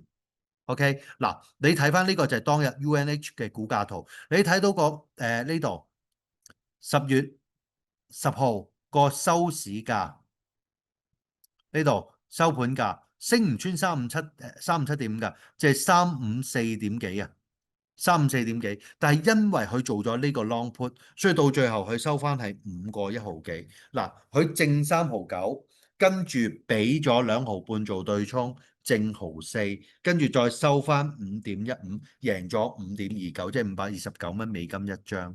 所以呢個正就係最尾一個月教佢哋點樣做對沖。雖然到最後股價升唔穿357.5，但係到佢期權到期嗰日，仍然能夠全身而退，收翻5.1毫半，就係呢一度。OK，呢個就係期權對沖交易嘅最高境界。OK，我哋中間就教你做呢啲咁嘢，所以期權唔係咁簡單，唔係即係睇升睇跌睇方向啊，唔係㗎。咁你真係要對期權一個好全面嘅認識，你先至可以充分掌握到點樣行成條路。無論做單邊交易，無論做收租交易都好，我哋都係要對期權一個充分嘅了解同認識啊。好啦，美股10月10日急跌10，嗱，另一個例子啊，1044恒安我自己做嘅，嗱，呢度呢一日開倉。我做咗恒安嘅，呢一日做嘅。嗱，呢一日講緊係9月嘅事，九月初9月5號我冇記錯就開呢個倉，呢度9月5號我就做恒安，我睇好嘅。跟住踏入9月10月咧，雖然10月港股調整，但係恒安係一路升上去冇調過㗎。咁我又做過咩咧？嗱，好簡單，呢個我自己做嘅。9月5號開倉 long call 25，9月俾咗2毫子做咗40張。乘500股，即係2萬股，2萬股乘0.2，即係大概最多輸4000蚊到啦。9月23號平個倉，收翻0.32。10月3號再開個倉，呢個我哋最尾嗰個月教你哋一個鎖倉方法叫做轉倉。咁我做啲咩咧？就再開 long call 27蚊10月合約，都係俾0.12做40張。OK，好啦，跟住到10月17號，啱啱星期五，再加開大 Diagonal Spread Short Call 2910月合約，跟住就俾收0.18啦，Long Call 3011月合約俾0.28，就做80張合約。咁所以我不斷咁集結緊一啲 call 嘅合約喺手啊。嗱，所謂嘅以戰養戰啊，即係我哋嘅概念就係咁啊，以4000蚊。集結咗120張 long call 或者之後出現嘅 bull call 嘅合約喺手上。如果之後股價真係升得勁嘅話咧，我個回報可以極之誇張。即係如果你話11月個股價可以繼續硬上去嘅話咧，呢套 trade 我就係由4000蚊開始嘅咋。我最大虧損就係4000蚊。到而家我由於加咗80套嘅蛋跟 no spread，我最大虧損亦都係講4000零蚊嘅咋。咁而承受緊嘅風險就係我當初講緊嗰4000蚊咯。咁所以呢個正正就我好想同大家分享嘅一樣嘢，即係我風險冇增加到，但係我不斷會揾機會倍大隻合約張數，只要到最後股價配合個走勢一路咁行上去嘅話咧，個回報又係非常之誇張。好啦，嗱，成個 SDU 課程12堂4個月上晒，總共36個鐘頭，每堂3個鐘，咁就有錄影片俾你睇翻嘅，咁又可以一路睇。咁雖然呢度未 update 啊，就唔係12月31號，我哋係可以睇到明年嘅4月底嘅，4月30號。OK，呢度未改翻，唔好意思，係啦。好啦，咁個SDU 課程就咁啦，咁就每個月交學費嘅4個月，每個月交學費啦。如果中途因任何原因唔可以繼續再上堂嘅話咧，冇問題嘅，唔需要俾翻餘下期數學費。即係試過有同學讀咗2個月之後，突然間阿 Sir，我失業啊，我可唔可以遲啲再報翻？得，冇問題啊，你之後再揾翻工做，你再覺得 OK 嘅時候，隨時再聯絡翻我啦，冇問題嘅。即係呢樣嘢，我希望俾大家唔好咁大壓力，即係4個月每個月就俾學費，咁就可以上堂噶啦。咁同埋咧，sorry。可以出席我哋11月我哋有個嘅期權先修課程啊，唔好意思，我未 update 呢度，太匆趕啦。咁我係11月我有個期權先修課程，咁咧先修課程講咩咧？陣間會再補充。OK，咁但係呢個 SDU 課程咧就分4期，每期嘅學費就係9800蚊。咁有興趣報讀嘅話咧，可以掃描呢個 QR code 俾錢，或者你想用第二啲方法去付款嘅都可以WhatsApp 685-18419同我哋聯絡。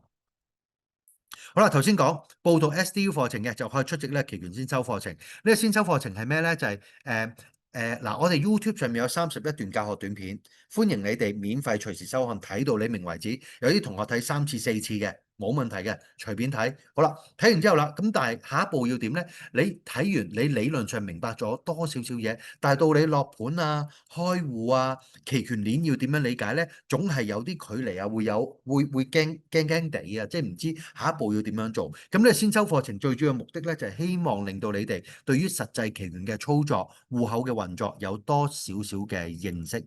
好啦，呢個先修課程會講啲咩咧？未平倉合約係啲咩啦？價內期權有啲咩特性啦？IB 附圖戶口嘅落盤示範啦，呢樣先係最緊要啊！因為講咁多嘢，原來你落盤嗰陣時係最驚噶嘛，因為真金白銀啊嘛。咁嗰係要點樣落盤咧？要點樣睇 IB 同附圖裡面嘅資訊咧？咁就會喺呢個先修課程咧，同你詳細去講到啦。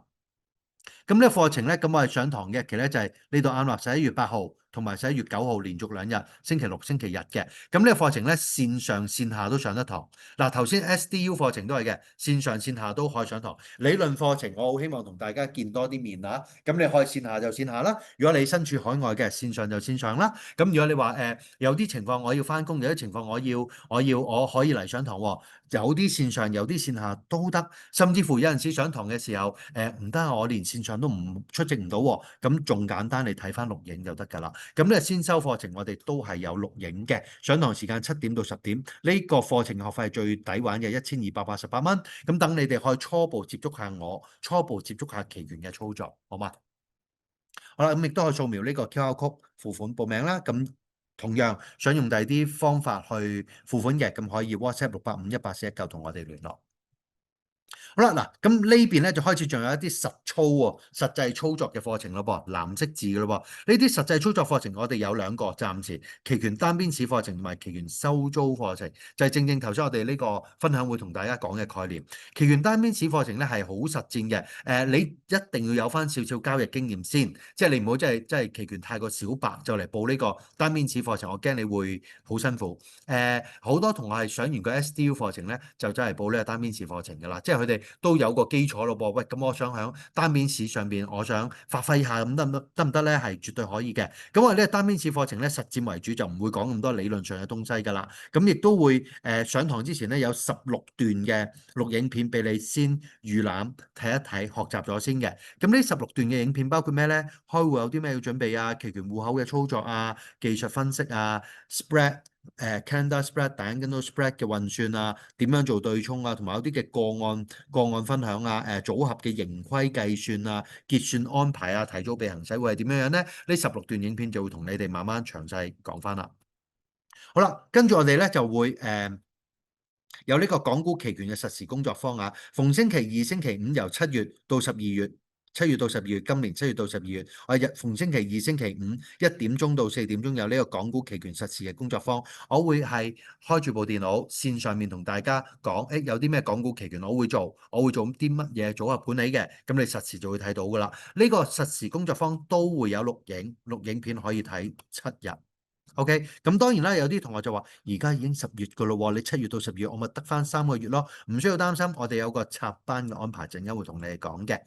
好啦，美股期權啦，WhatsApp 啦，嗱，因為美股期權係香港嘅夜晚時間，我就好難 hold workshop 嘅。咁我而家都開始做緊少少美股期權嘅睇跌嘅組合。咁中間如果我做咗任何嘅睇跌嘅組合啊，做啲咩睇升嘅組，第日做啲睇升嘅組合都好啦。咁我就會透過 WhatsApp 通知大家，同大家分享一下就係我會做啲乜嘢嘅美股期權嘅交易。OK。好啦，亦都有單對單輔導，即係呢個課程，喂，我真係一路做 trade，我有啲嘢唔明喎，你可以約我有一次單對單見面嘅，線上線下都可以。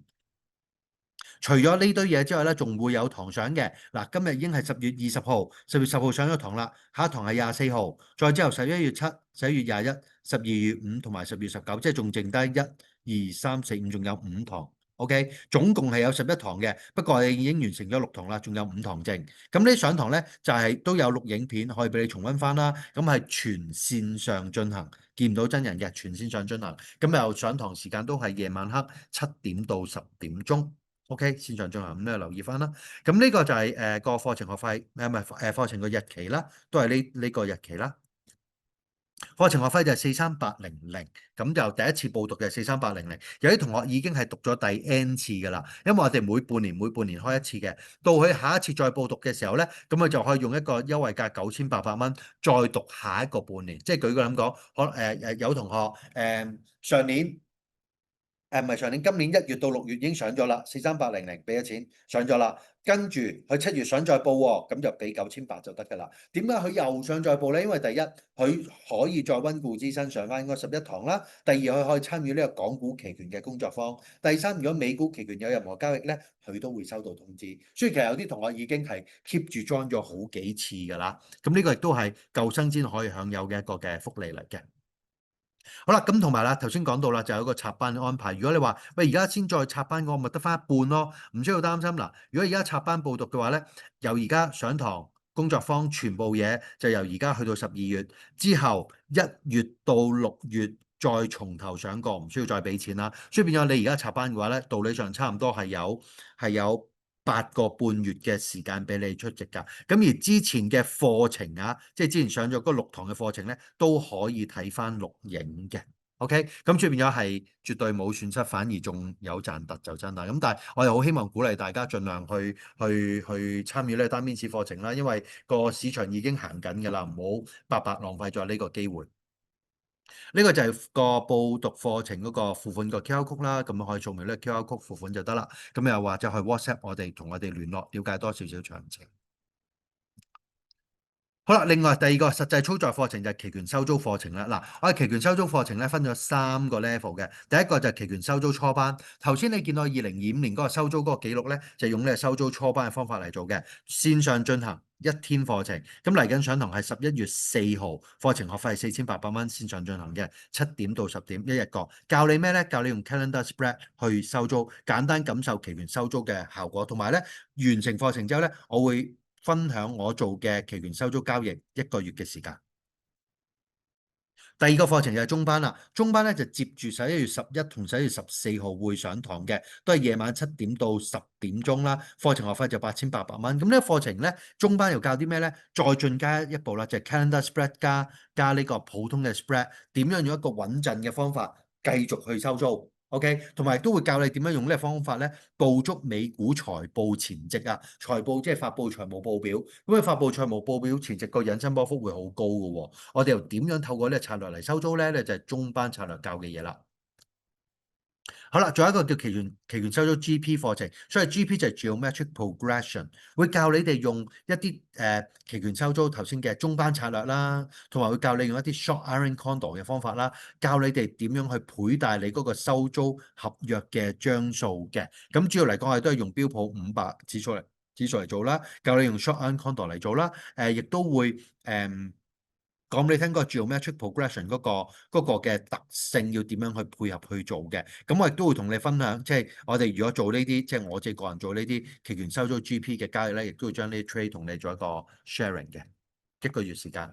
好啦，咁咧期權收租 GP 課程係幾時咧？接住落去嘅11月17、24，跟住12、18、15，總共5日嘅課程。咁呢個 GP 課程咧，線上線下都得，因為都有啲嘢都可能會複雜少少，所以都覺得線下上堂可能會好啲。咁就視乎你哋實際需要啦。咁你中意線上又得，線下亦都 OK。上堂時間都係夜晚黑7點到10點鐘。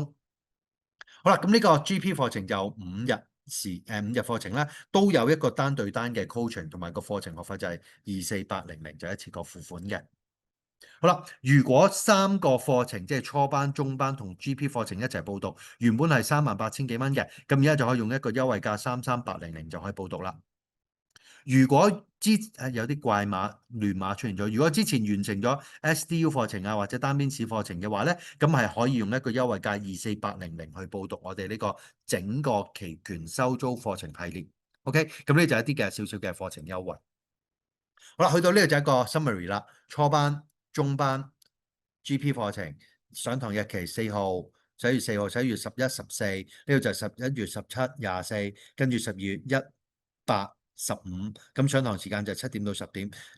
線上初班線上、中班線上，GP 咧就線上線下亦都可以。課程學費就係咁啦。咁呢幾個課程都有兩段。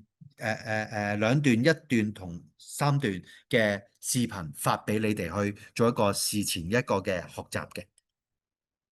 咁呢3個就係各自呢3個課程嘅付款嘅 QR code 啦。咁有興趣可以掃描呢個 QR code 付款就可以報讀，又或者我哋有個課程嘅一個嘅 PDF 嘅，你想睇晒成個 PDF 嘅，咁你可以 WhatsApp 我哋同我哋聯絡，咁我就將呢個課程嘅資訊嗰份嘅 PDF 有晒咁多課程嘅內容啊、日期啊、收費啊、同埋呢個 QR code 全部齊晒，咁就可以將個 PDF send 俾你哋。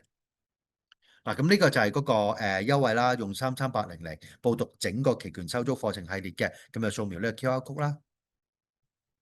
咁都有啲常見問題啊，有啲朋友都會問，咁如果初學者要讀啲咩課程好咧？其實可以留意就係期權先修課程啦、SDU 課程啦，同埋呢個期權收租初班都適合嘅，呢3個課程都適合嘅。需要幾多資金咧？唔好多，因為尤其是作為一個新手咧，你好容易會出錯啊，落錯盤啊咁樣。咁所以變咗真係開始做嗰陣時咧，放落去個戶口嘅資金一定唔好多。雖然你好多錢，但係都唔好放咁多落去，因為落錯盤嘅話，如果你錢多嘅話咧，夠頂 margin 就落到盤㗎啦。咁你個潛在虧損就可能會好大啊。所以變咗我哋一般咧建議咧，可能真係4-5萬蚊港紙開始咗先。你做熟咗、做慣咗之後啦，你覺得唔係喎，好有信心咯喎，我想再做多啲喎，擺多啲錢落去喎，咁呢個就後話啦。好啦，咁需要投入幾多時間啊？嗱，呢個就真係好視乎你哋個悟性啦，你對期權個理解啦，或者你個投入程度啦。頭先我講過個同學做嗰個UNH 個聯合醫療嗰個 case 啊，其實佢做呢個 case 做得非常之精彩㗎。但係佢講緊學習嘅，即係佢真係跟我學期權，其實都係差唔多5、6月嘅時間，幾個月嘅時間嘅啫。但係佢真係做呢個嘅單邊交易咧，佢真係用1個月嘅時間咧，已經做得非常之出色啊！咁所以變咗我自己覺得就學無前後達者為先，有陣時好難講究竟點樣會做得好啲啊？要幾耐時間？好睇大家投入嘅時間同精神係有幾多咯。好啦，咁期權收租回報幾多呢？頭先講咗俾大家聽㗎啦，咁但係就唔代表未來回報，亦都唔代表係你嘅回報啦。咁所以變咗可以都幾誇張驚人。咁但係亦都咁講，每個人做出嚟嘅結果都會好唔一樣嘅。咁最緊要你開始試咗，跟住慢慢再睇下邊一種模式先係最適合你去做呢個期權交易咯。好啦，記住最緊要係行動啊！所謂嘅千里之行，始於足下。要明白其實咧，我哋之前亦都有一個 webinar 講過，其實有位同學就用1萬蚊開始嘅咋，真係1萬蚊港紙擺落個富途度一路 trade 上去，去到6月、7月、8月、9月呢4個月嗱，10月我未 update 佢啊，6、7、8、9月呢4個月咧，佢就用呢1萬蚊慢慢用期權初班收租，跟住用中班策略，跟住用埋個 GP 方法 double 咗，唔止 double 啊，應該係8倍咗佢手頭上嘅合約㗎啦。咁一路做落去嘅時候咧，去到而家咧6月、7月開始，6、7、8、9月呢4個月咧，每個月喺個戶口度攞翻3萬幾蚊出嚟作為佢生活開支㗎。咁佢做得好出色，好精彩啊！咁所以變咗，我就覺得大家都有咁嘅能力做到呢樣嘢嘅。咁大家有興趣嘅可以睇翻之前我哋應該係幾時錄嘅呢段片，應該6、7月嘅，我唔記得咗。咁嗰段片個題目叫1萬蚊的威力啊。咁大家可以詳細再睇睇呢個嘅視頻。好啦，咁大致就係咁啦。咁就有咩問題隨時 WhatsApp 6851841同我聯絡啦，好嗎？即係或者究竟個情況應該讀咩課程啊？應該點樣做啊？咁唔緊要嘅，隨時可以 WhatsApp 同我聯絡，咁我同事會覆你啦。如果涉及一啲真係 technical 啲嘅，或者啲課程上嘅一啲嘅諗法啊，我要點樣去做啦，都唔緊要，隨時 WhatsApp 我，咁我亦都可以直接去回覆翻你哋，好嗎？係啦，咁希望透過咧 webinar 俾大家一個好正面嘅一個理解，期權唔一定係高風險嘅玩意，最緊要係你真真正正全面理解期權嘅運作，你認識佢，你知道點樣做嘅話咧，其實我唔覺得即係個風險係你自己控制㗎。我唔好話件工具本身風險高定低，係要睇你自己點控制，點樣一步一步咁走落去，可以做單邊，可以做收租，我係兩樣一齊做嘅。咁當你兩樣一齊做嗰陣時咧，單邊出現有機會。所謂嘅食大茶飯，但係有陣時市場未有單邊出現嗰陣時，就個收租嚟穩定咗我個收入咯。咁所以變咗我亦都咁講，就係話其實過去呢，尤其是呢4、5年間啦，其實期權養活咗我㗎啦已經。咁所以我相信我可以將呢一套嘅方法帶俾大家，亦都可以希望可以透過呢樣嘢幫到大家，可以揾到一個真係一個出路啦，或者一個選擇啦。OK，好，咁希望之後可以有機會同大家喺課程上見面啦。OK，好，咁之後有機會我哋大概2個禮拜之後咧，我哋會再有一啲嘅 update 關於期權嘅。咁嗰陣時我哋再喺呢個線上分享會再見，拜拜。